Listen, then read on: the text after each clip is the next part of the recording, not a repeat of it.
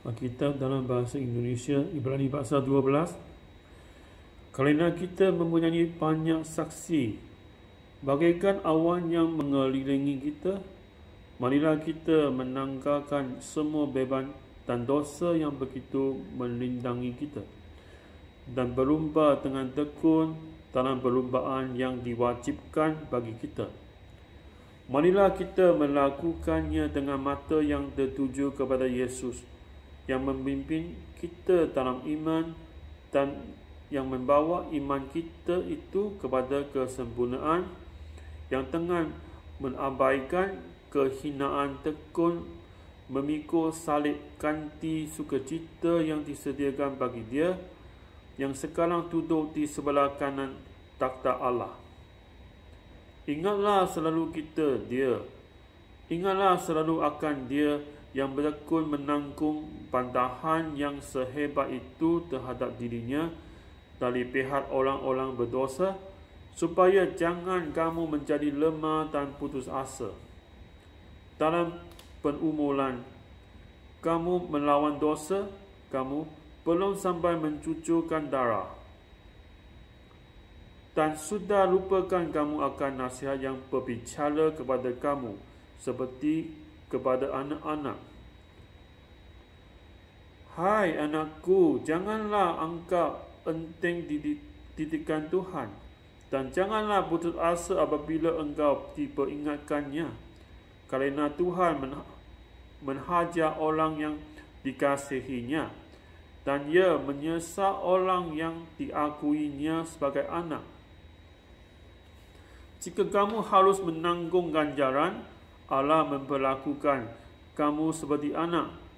Di manakah terdapat anak yang tidak dihajar oleh ayahnya? Tetapi jikalau kamu bebas dari ganjaran yang harus diderita setiap orang, maka kamu bukanlah anak, tetapi anak-anak kambang. Selanjutnya, dari ayah kita yang sebenarnya kita beroleh ganjaran, dan mereka kita hormati. Kalau demikian, bukankah kita harus lebih taat kepada Bapa secara roh, supaya kita boleh hidup? Sebab mereka mendidik kita dalam waktu yang pendek, sesuai dengan apa yang mereka anggap baik. Tetapi Dia menghajar kita untuk kebaikan kita, supaya kita beroleh bahagian dalam kekudusannya. Memang tiap-tiap ganjaran pada waktu ia diberikan tidak mendatangkan sukacita, tetapi dukacita. Tetapi kemudian ia menghasilkan buah kebenaran yang memberikan damai kepada mereka yang dilatih olehnya. Sebab itu, kuatkanlah tangan yang lemah dan lutut yang goyah, dan luruskanlah jalan bagi kakimu, sehingga yang pincang jangan terbelecok, tetapi menjadi sembuh. Berusahalah hidup damai dengan semua orang dan kejarlah kekudusan, tetapi tanpa kekudusan tidak seorang pun akan melihat Tuhan. Jagalah supaya jangan ada seorang pun menjauhkan diri dari kasih karunia Allah, agar jangan tumbuh akar yang baik yang menimbulkan keusuhan dan yang mencemarkan banyak orang. Janganlah ada orang yang menjadi cabul atau yang mempunyai nafsu yang rendah seperti Esau, yang menjual hak kesulungannya untuk sepiling makanan.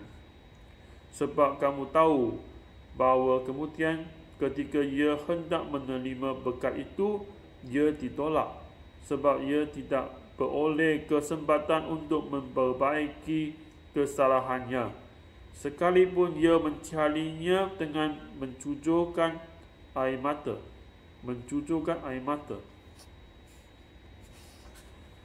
Sebab kamu tidak dapat kepada gunung yang dapat disentuh, dan api yang menyala-nyala, kepada kegelapan dan angin badai, kepada bunyi sangkakala dan bunyi suara yang membuat mereka yang mendengarnya memohon, supaya jangan lagi berbicara kepada mereka, sebab mereka tidak tahan mendengar perintah ini.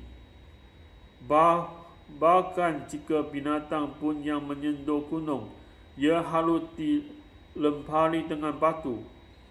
Dan sangat mengerikan pemandangan itu sehingga Musa berkata, Aku sangat ketakutan dan sangat gemetar.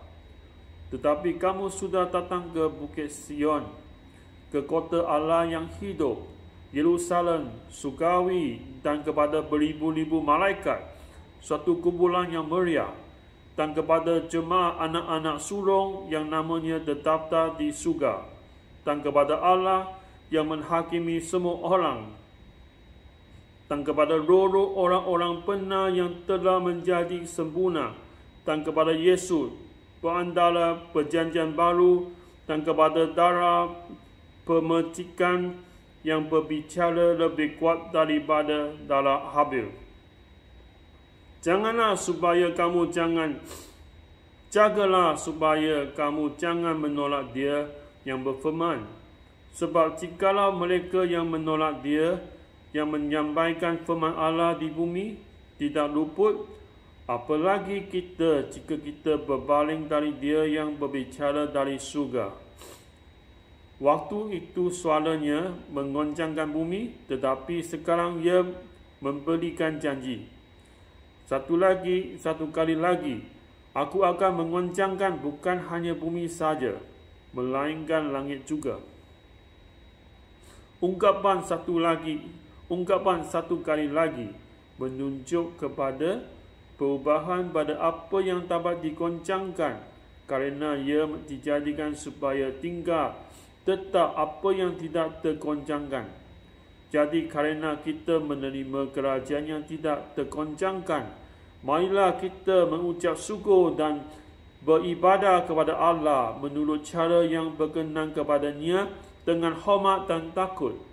Sebab Allah kita adalah api yang menghanguskan. Inilah firman Allah. Amin.